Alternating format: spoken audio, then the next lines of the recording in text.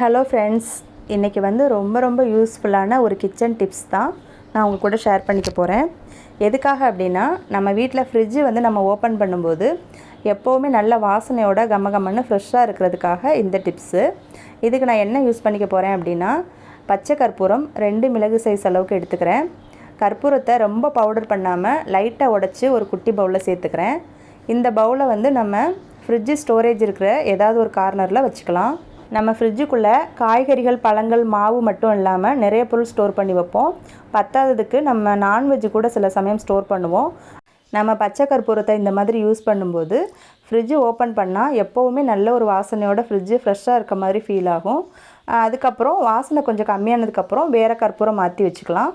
ரெண்டாவது நம்ம தூங்கி எழுந்திரிச்சு காலையில் வந்த உடனே ஃபஸ்ட்டு ஃப்ரிட்ஜை தான் ஓப்பன் பண்ணுவோம். அந்த மாதிரி டைமில் இந்த கற்பூரத்தோட வாசனை நமக்கும் ஒரு பாசிட்டிவ் வைப்ரேஷன் கொடுத்த மாதிரி இருக்கும்.